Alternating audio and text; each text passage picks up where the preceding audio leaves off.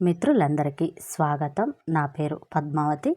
Story హబ్లో ఇవాళ మనం వినబోయే కథ విజయ్ ఉప్పులూరి రచించిన మలుపు. ఒక చక్కని కథను వినేద్దామండి. ఆరు బయట వాకిట్లో పడకుర్చీలో పడుకొని ఆకాశం వైపు చూస్తూ చుక్కలు లెక్కబెడుతున్నాడు సుందర్రామయ్య. అదో సరదా అతనికి. ఆ సరదా ఈనాటిది కాదు. బామ్మ ఒడిలో కూర్చొని గోరుముద్దలు తింటూ ఆకాశంలో మిణుకుమిణుకుమనే చుక్కలన్నీ లెక్కబెట్టేయాలని తాపత్రయపడే పసితనపు రోజుల నుండి ఉన్న సరదా అది. ఎంత లెక్కబెట్టినా తరగని చుక్కల్ని చూస్తూ వాటితో తన కష్టాలను పోల్చుకొని విరక్తిగా నవ్వుకున్నాడు సుందర్రామయ్య. నాన్న, గోపి పిలుపు వినిపించగానే తల తిప్పకుండానే ఊ అన్నాడు ముక్తసరిగా. గోపి మళ్ళీ ఏమీ మాట్లాడలేదు. సంశయిస్తూ తండ్రి వైపు చూస్తూ నిల్చుండిపోయాడు. కొడుకెంతకీ మాట్లాడకపోయేసరికి సుందర్రామయ్య అటు తిరిగి ఏమిటన్నట్లు చూశాడు.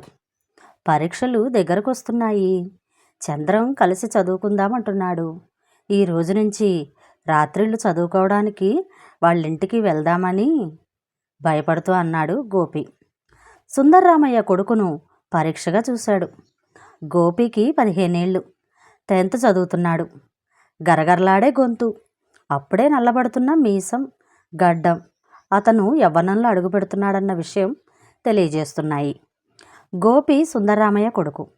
ఎప్పుడు గంభీరంగా కనిపించే తండ్రంటే గోపికే కాదు, గోపి తమ్ముడు రవి, చెల్లాయి సీతకు హడలే. మంచిదే, చదువంటే అంత శ్రద్ధ అయితే. కానీ నువ్వు వాళ్ళింటికి ఎందుకు వెళ్ళాలి? మన ఇంట్లో చదువు సాగదా? కావాలంటే చంద్రాన్నే రాత్రిపూట మన ఇంటికి రమ్మను.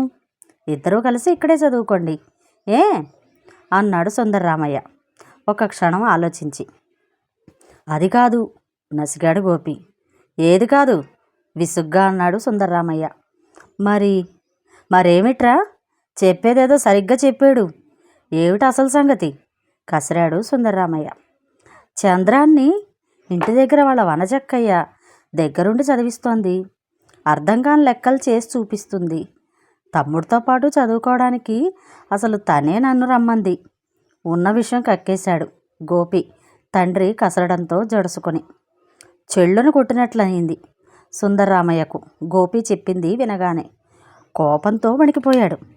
నోరు మూయి వెధవా, పిచ్చి పిచ్చి వేషాలు వేయకు. నువ్వెక్కడికి వెళ్ళక్కర్లేదు. ఇంట్లో ఉండి చదువుకుంటే చాలు, పో లోపలికి గట్టిగా అరిచాడు. బెక్క చచ్చిపోయాడు గోపి. అంతవరకు గడప నానుకొని తండ్రి కొడుకుల సంభాషణ ఆలకిస్తున్న పార్వతి ఇక తను కలగజేసుకుంది. బాగానే ఉంది. ఇప్పుడు వాడు కాని పని ఏం చేశాడని వాడి మీద చిర్రుబుర్రలాడుతున్నారు? ఈ సంవత్సరం వాడికి పబ్లిక్ పరీక్ష. మనమేమన్నా వాడికి డబ్బిచ్చి ప్రైవేట్లు చెప్పించగలమా ఏమన్నానా? పాపం మా పిల్ల BA పాస్ అయ్యి ఇంట్లో కూర్చుంది. ఏదో జాలి తలచి వాళ్ళ తమ్ముడితో పాటే వీడికి పాఠాలు చెప్తానంది. అందుకు సంతోషించక ఊరికే ఎగిరెగిరి పడతారెందుకు? భార్యతో ఘర్షణ పెట్టుకోవటం సుందర్రామయ్యకు ఇష్టం ఉండదు. అందుకే నేను వద్దని చెప్పాను అంతే. దాని గురించి వేరే చర్చలు అనవసరం అన్నాడు ముక్తసరిగా. అదే ఎందుకు వద్దంటున్నారంటున్నాను. వాడు వెళ్ళి చదువుకుంటే మీకు వచ్చే నామర్దా ఏమిటి? ఫలానా కారణం వల్ల వద్దంటున్నాను అని చెప్పండి. అలాగే మానేస్తాడు. మరింత మొండిగా అంది పార్వతి. సుందర్రామయ్య ఇక మాట్లాడలేకపోయాడు. అప్పటికే అతని గుండెల్లో అగ్నిపర్వతాలు బ్రద్దలు కావడం మొదలైంది. ఏం చేస్తాడు తను? ఇది కారణమని ఎలా చెప్పగలడు తను? అతనికి మౌనమే శరణ్యం అయ్యింది. మీ నాన్న మాటలకేంలే, ఆయన అలాగే అంటారు. నేను చెప్తున్నాగా, నువ్వు వెళ్ళి బుద్ధిగా చదువుకో. సుందర్రామయ్య మౌనం ఆసరాగా తీసుకుని కొడుక్కి పర్మిషన్ ఇచ్చేసింది పార్వతి. వద్దు, వాడు వెళ్ళడానికి వీల్లేదు. పిచ్చిగా అరవాలని ఉంది సుందర్రామయ్యకు. కానీ నోటి వెంట మాట పెకిలి రావడం లేదు.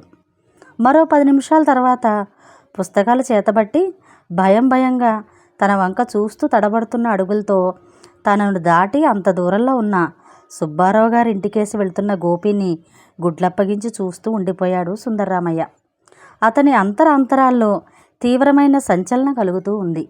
ఏమిటిది? మళ్ళీ మారని చరిత్రేనా? తన కొడుకు జీవితము తన బ్రతుకులాగే వక్రదశలో ప్రయాణించడానికి ఇది తొలిమెట్ట? అతని మనసు అతన్ని ఎన్నో సంవత్సరాల వెనక్కి లాక్కుపోయింది. అప్పుడు తనకు 16 ఏళ్ళు. ఎస్ఎల్సి చదువుతున్నాడు. తన ఇంటి ముందు గదిలోనే కామాక్షి టీచర్ అద్దెకుండేది. ఆమె అంత అనాకారి కాకపోయినా ఎందుకో పెళ్లి కాలేదు.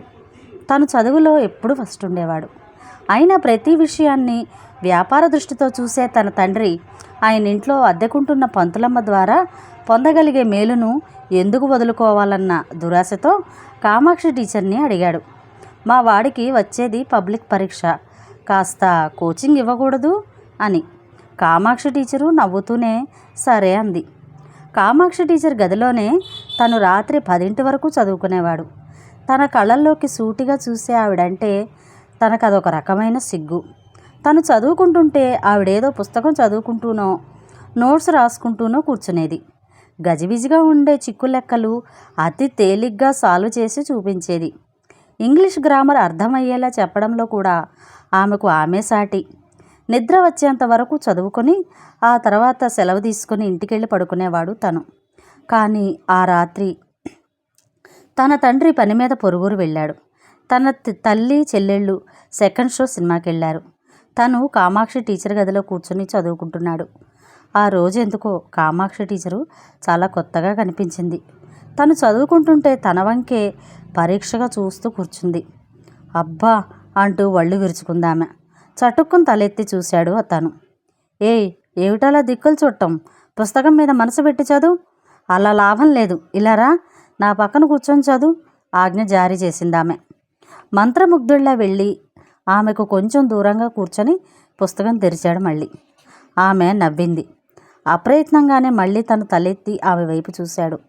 ఆమె ముందుకు వంగి తన జుట్టు పట్టుకుంది. దుబ్బు జుట్టు ఏమిట్రా ఇది? పేలున్నాయేమో చూస్తాను అంటూ తనను ఒళ్ళోకి లాక్కుంది. ఆమె తన తలలోకి వేళ్లు పోనిచ్చి సున్నితంగా దువ్వుతుంటే తన రక్తం వడివడిగా ప్రవహించటం మొదలుపెట్టింది. ఆమె అలాగే ముందుకు వంగింది. తన ముఖానికి మెత్తగా ఆడతనం తగులుతోంది. తనకు అంతవరకు తెలియని కొత్త వాసన, ఆమె వంటి వాసన, ఆడవాసన తననేదో మత్తు ఆవరించసాగింది. ఆమె గబుక్కుని తన పెదాలపై ముద్దు పెట్టుకుని తనను కౌగిట్లో బిగించింది. అంతే. ఆ తర్వాత సృష్టిలో సుఖమంటే ఏమిటో తను మొదటిసారిగా తెలుసుకున్నాడు. ఆ అనుభవం మళ్ళీ మళ్ళీ కావాలని మనసు తొందర చేయడం మొదలుపెట్టింది. చదువు మీద ఆసక్తి పూర్తిగా తగ్గిపోయింది. ఏదో తపన, ఆందోళన, ఆవేదన, ఇంకా ఏవో రహస్యాలు తెలుసుకోవాలన్న జిజ్ఞాస, ఇంకా ఇంకా కొత్త రుచులు చవిచూడాలన్న తృష్ణ, కాంక్ష, పిపాస, ఎన్నో తీయని రాత్రులు, మధురమైన అనుభూతులు, మరుపురాని అనుభవాలు. అవే తనకు కావాలనిపించేది.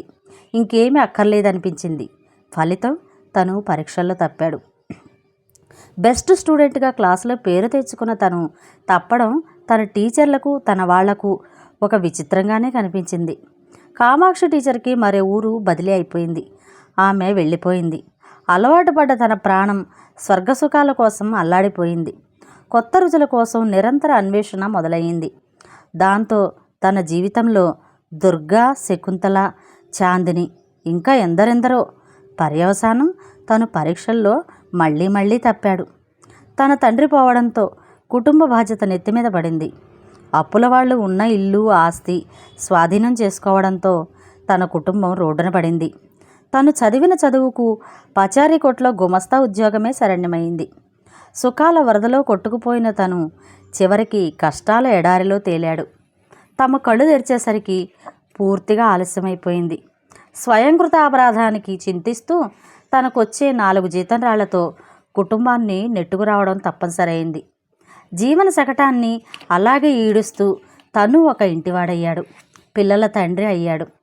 ఈరోజు మళ్ళీ తన కొడుకు తన అడుగుజాడల్లోనే తప్పటడుగు వేయడానికి ఇది నాంది కాదు కదా. నో, కాదు, కాకూడదు. తనలా తన కొడుకు జీవితం సర్వనాశనం కావడానికి వీల్లేదు. మరేం చెయ్యాలి తను? తన భయాలు, ఆందోళనలు తన భార్యకు ఎలా చెప్పగలడు? కొడుకుని ఎలా వారించగలడు? ఆలోచనలతో అతని బుర్ర వేడెక్కిపోయింది. ఎంతసేపు అలా మంచులో కూర్చుంటారు? లోపలికొచ్చి పడుకోండి. ఇంట్లోంచి భార్య పిలుపు. పడక కుర్చీలోంచి నీరసంగా లేచాడు సుందర్రామయ్య. సుబ్బారావు గారి ఇంటివైపు ముందు భాగంలోని కటకటాల గదిలో నుండి దీపపు వెలుగు కనిపిస్తోంది. అటువైపు లాగుతున్న కాళ్లను అదుపులో పెట్టుకుంటూ ఇంట్లోకి నడిచాడు. మరుసటి రోజు ఉదయం ఎర్రటి జ్యోతుల్లా ఉన్న కళ్ళు ఉబ్బిన ముఖంతో ఉన్న సుందర్రామయ్యను పరీక్షగా చూస్తూ అంది పార్వతి. ఏమిటి అలా ఉన్నారు? రాత్రి నిద్ర పట్టలేదా? ఈ దోమల బాధతో నిద్ర కూడానా? భార్య చూపుల్ని తప్పించుకుంటూ పెరట్లోకి దారి తీశాడు సుందర్రామయ్య. అప్పుడే ముఖం కడుక్కొని ఇంట్లోకి వస్తున్న గోపి తండ్రి ఎదురవగానే చటుక్కున తల క్రిందకి దించుకున్నాడు. కొడుకు ఇంట్లోకి వెళ్లేంత వరకు అటే చూస్తూ నిలబడిపోయాడు సుందర్రామయ్య. రాత్రి 8 గంటలైంది. భోజనం ముగించి అలవాటుగా పడకూర్చి వాకిట్లో వేసుకుని కూర్చున్నాడు సుందర్రామయ్య. నాన్న, నేను వెళ్తున్నాను. ఊపిరి బిగబట్టినట్లు 2 ముక్కలు అనేసి వడివడిగా ముందుకు సాగిపోయాడు గోపి. వాడు తన గుండెల మీద నుండి నడిచి వెళ్తున్నట్లు ఫీల్ అయ్యాడు సుందర్రామయ్య. తెలుసండి, తన కొడుకు పతనం కావడం తను చూడలేడు. వాడు తనలా వయసు తిమ్మరికి బలి కావడానికి వీల్లేదు. లేచి గోపి చదువుకుంటున్న సుబ్బారావు గారింటి వైపు అప్రయత్నంగా అడుగులు వేశాడు. కటకటాల గదికి 5-6 గజాల దూరంలో ఉన్న చింత చెట్టు నీడలో నిలబడి ముందుకు దృష్టి సారించాడు. అతడికి గుండె ఆగినంత పనయింది. చంద్రం చాప మీద పడుకొని నిద్రపోతున్నాడు. గోడ నానుకుని కూర్చున్న వనజ తన భుజాలకు తలవాల్చి కూర్చున్న గోపి జుట్టు నిమురుతూ లాలిస్తోంది. తన కాళ్ళ కింద భూమి కదులుతున్నట్లు అనిపించింది సుందర్రామయ్యకు. తను భయపడ్డంతా అయ్యింది. తన తెలివితేటలు, రూపురేఖలు పుణికిపుచ్చుకున్న గోపికి తన తొందరపాటు కూడా చివరికి అలవడింది. తడబడుతున్న అడుగులతో ముందుకు సాగి గోడను ఆనుకుని నిలబడ్డాడు. పిచ్చిగా అరవబోయిన అతని గొంతు నులిమేసినట్లు వనజ మాటలు అతని చెవుల్లోకి దూసుకువచ్చాయి. ఆమె ఇలా అంటోంది. తమ్ముడు, నువ్వు స్వతహాగా చురుకైన వాడివి, తెలివైన వాడివి. చంద్రంతో నిన్ను పోల్చుకోకు. వాడిని చదివించాలనేగా నేను నిద్ర మానుకుని ఇక్కడ కూర్చున్నది. చూడు, ముద్దులా ఎలా నిద్రపోతున్నాడో. వాడి కర్మ. పరీక్షల్లో వాడు తప్పినా మళ్ళీ చదివించే స్తోమత మా నాన్నకుంది. నీకు అలా కాదు. మీ ఇంటికి పెద్ద కొడుకువి. ఎంత కష్టపడి మీ నాన్న నిన్ను చదివిస్తున్నారో అర్థం చేసుకో. నువ్వు దీక్షగా చదివి వృద్ధిలోకి వస్తేనే నీ తల్లిదండ్రుల ప్రయాసకు సరైన ఫలితం చేకూరేది. ఇప్పుడు కష్టపడి చదివితేనే ముందు ముందు సుఖపడతావు. మా మంచి తమ్ముడివి కాదు. ఆ 4 లెక్కలు కూడా చేసేసి నిద్రపో. నిన్నిక ఇబ్బంది పెట్టను, సరేనా? లే మరి. వనజ మాటలు వినగానే సుందర్రామయ్య గుండెల్లో పన్నీటి జల్లు కురిసినట్లయింది. ఆనందంతో అతని కళ్ళు చెమర్చాయి. నిజమే, యవ్వనంలో అడుగుపెట్టే దశ చాలా ప్రమాదకరమైనది.